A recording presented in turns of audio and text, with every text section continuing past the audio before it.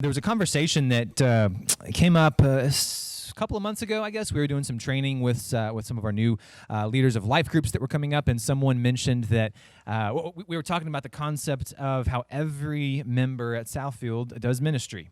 Right, it is not just staff members, not just a select few that do ministry, but every Christian, every believer is called to minister to the world around them. Every member ministry.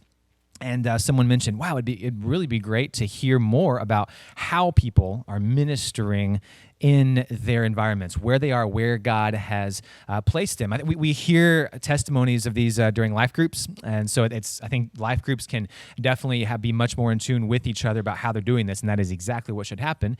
But we're thinking, you know what, it might be good to, from time to time, just share about how is God working through the individual members of Southfield to build His kingdom, to bless others, and to simply do ministry where God has placed us. So that's kind of how this came about. And so what we're going to do is, from time to time, we'll just do an interview someone and ask questions. Hey, how is God working through you in your life? Share how God is working through Southfield members to minister to others. And this serves to not only, I think it serves to inspire, but also build up the body of Christ. When we get to hear about how God is working in other people's lives, there's something that in sharing the work of God, I think it sparks things in us and inspires us to be faithful followers of Jesus. A couple of scripture passages that are really behind this. Hebrews 10, 24 through 25. We often focus on 25, but 24 is very important too, and they go together. 24 says, "Let us consider how to stir one another up to love and good works, not neglecting to meet together, as is the habit of some, but encouraging one another, and all the more as you see the day drawing near." That's what this is about, stirring up one another to love and to good works, encouraging one another. Every day, as long as we gather together, we want to encourage one another to love and good works. Another passage is 2 Corinthians 10, Paul writing to this church at Corinth, and he says, "But we will not boast beyond limits, but will boast only with regard to the area of influence God assigned to us to reach even to you." A few verses later, he says, "Let the one who boasts, boast in the Lord. For it is not the one who commends himself who is approved, but the one whom the Lord commends." Did you catch that? He says we want to boast in the area of influence that God has given us, and we don't boast in ourselves, we boast in the Lord. And so this leads to a couple of clarifications. The first one is what this is not. This is not a singling out of super Christians who are just the superheroes of the church, and how they are just so amazing. That's not what this is about, because there's two ditches that we can fall into. There's a road, and there's two ditches on either side. And so one ditch on the side of the road is exalting people on their own merit, sharing how amazing they are, and then asking, why can't we all be like this, and why can't everybody do this? That's not what this is about. That's one ditch. But the other ditch on the other side of the road is never, ever sharing about what God is doing through the members of Southfield and boasting in His goodness and then lifting up the church in the process. If we just ignore that, if we never, ever, ever do that, then we've missed. We've missed. And so we want to walk down the middle of the road. We want to proclaim the goodness of the Lord, boast about how He is working among us. We want to boast in Him. And so that's what this is about this morning. So our first interview is going to be Melisa Norcross. If Melisa could go ahead and come up here. Y'all welcome her as she comes.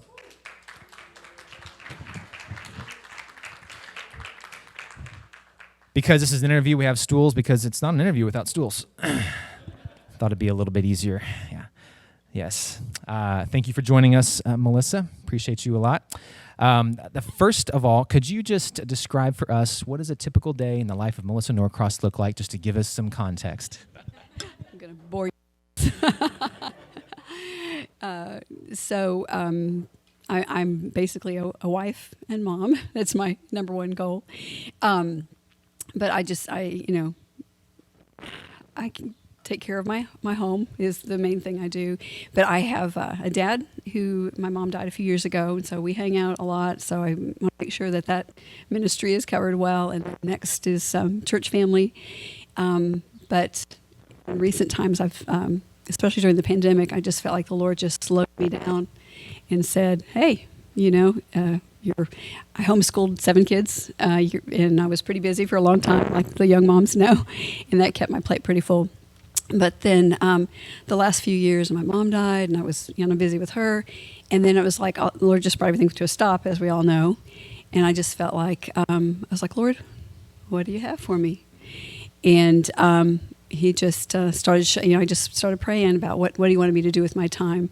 And so he started opening some doors for me that are filling those those days, but not too much. Cool. You want to? Awesome.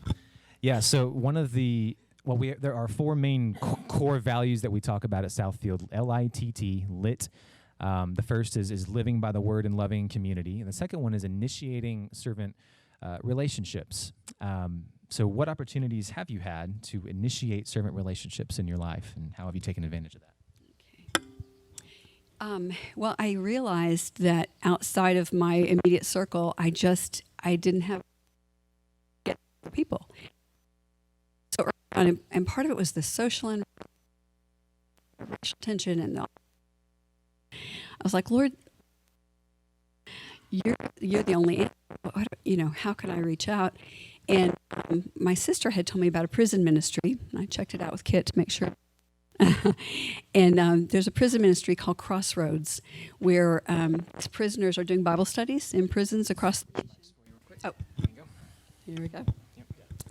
I'm sorry, I've had pneumonia, so if I sound bad, that's why. But in this prison ministry, these guys do Bible studies. And there are people who are, wanting to learn about the Lord, and they need someone to grade them. And so they mail them out. And so I get, about every week, I get something to grade. But the cool thing is also they hardly ever get letters. And so they want you to write, front and back letter to them. And so so that was a really easy way to kind of get started in connecting. And then after a few months, they said, if you want to, you can move to Tier 2, and you can continue to do that. But then they assign someone just to you. So I am mentoring Vince, a guy in Winslow, Arizona, and he killed somebody in a gang fight when he was 18, and he's 28, and that's been his life, has been in jail. And but he got saved 6 years ago, and Vince is mentoring me. He loves theology, and I love theology, and I'll go, oh, Vince, did you know this? And he's like, oh, yeah, God showed me that 2 years ago. But in a very humble way, he'll tell me, but I'm getting to tell him about, typology and, apologetics and things he doesn't know about. And it's seriously, I just got a 10-page letter from Vince. I mean, and I told him, I said, we're Jonathan and David. God's knit our hearts together. So it's been so cool to hopefully, and he said, is it okay if I show your letters to other people? It means a lot to him. And I'm like, can I show yours? So that's just been awesome. And then a little bit, so then that just takes like an hour a week. It's not that big a deal. And so I just kept praying, okay, Lord, because I didn't want to just go out and start doing things. Like, you bring to me what you want me to do. And then when Ben asked me to help with we did the baby shower for the Metroplex Women's Center. And on the brochure, it's so funny how how the Lord works. The word spiritual mentor just hit me in the face. And I was like, what's that? And so I contacted somebody, and honestly, that role wasn't anything that suited me. But she said, oh, you like to disciple? Well, we're doing this new thing called Let's Talk, when girls who have come into the clinic that say, I want to know more about the Lord, sign up for it. And then we do just a Zoom meeting once a week, and I get to tell them about the Lord. And I'm like, that's what I want to do. And so, but one thing that's been interesting, Ben, is my life group has been walking through all this with me and praying and all, but that I realized that, one thing, you can't do it in your own strength. Because so I had to go, but also you have to give up something. And the Lord is like, you're not your own. You're bought with a price. Your gifts are mine. Your time is mine. So I told my life group, I said, it's kind of hard because I'm realizing, oh gosh, I have to do something. I've got to go somewhere. I've got to go do training, and I've got to, and somebody's going to watch me for a while, do these calls. And, so it's kind of uncomfortable, but it's just been such a blessing. And I'm hoping one of these girls is coming next week. So it's just been, I've been ministered to a lot more than they ministered to me. I mean, than I ministered to them. Yes, yeah. Through these relationships, so the third core value of Southfield is talk persuasively about Jesus wherever you go. And tell us about a way you've been able to do that and sharing the gospel with someone, or simply just talking persuasively about Jesus. With the prisoners, you can tell pretty soon if they're saved or not. And so if they're not saved, that my letter to them is just a gospel presentation. But it's been such a lesson in listening to the Spirit and learning to listen to the Spirit, because I'm like, Lord, I don't know what to say in this letter. And I've learned to trust that what I just start writing, that's what they need to hear. And that's what, God is saying to them. So, but I've gotten to, I sometimes they have prayer requests and I can tell what they're worried about or whatever. Sometimes they don't, so I just have to trust the Lord. Then I just share with them whatever God's doing in my life or what I'm learning, or, whatever, I feel like they need to hear. With the girls, it's cool. It's a 4-week program. And the first one is just who is God? And it's the girl that wrote it is in seminary, and it's like, it starts with God is the Trinity. I mean, it is deep theology, and I'm trying to explain it to people who never even know, so it's really been a challenge for me and good for me to have to really understand this stuff as best I can. And then the second one is the Bible and prayer, but the first one, who is God, it just starts with a gospel presentation, whether they think they believe or not, Excuse me, I'm nervous. But anyway, so we go through 4 weeks, and it's all just basics of Christianity. And it's been good for me, too. Like, the third week is on the church and spiritual gifts. I'm like, oh, yeah, we should be using our gifts. Just things basics that we forget about. And the last one is sharing your faith. And then if they want to go further, which this one girl and I are going further, we can do other things with them. So it's been neat. It just gives me an easy opportunity to share. Awesome. What have been some obstacles that you've come up? I don't know whether it's mindsets in your own or just physical, circumstantial obstacles. Yeah, what has been hard in this? This is funny. So the very first session I did with a girl, I was being observed, on the Zoom thing. And I've got a little script there and stuff, but I just butchered it. I mean, I was so nervous, like I am now. But I was just, it was terrible. And, I kind of got through the script kind of thing, but it was really bad. And I thought, I can't do this. This is terrible. I was so nervous.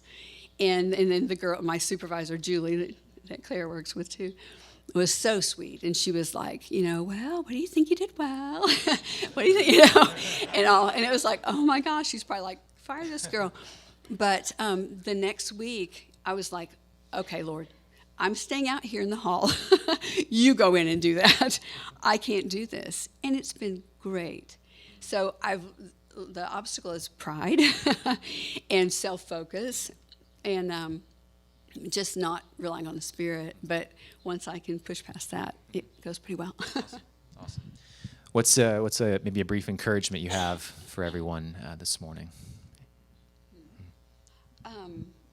I would say ask God, and He'll show you if you're looking for something. And then you have to listen and obey, because that's kind of hard. I would say you can't learn new things if you don't do new things. And then trust the Spirit to speak through you. Expect to be inconvenienced, because it's not your time, it's not your resources, it's not your giftings. And then know that you're going to learn more than anybody you're ever going to try to help. So. Awesome. Thank you, Melisa. Can we thank her for sharing with us this morning? Yeah.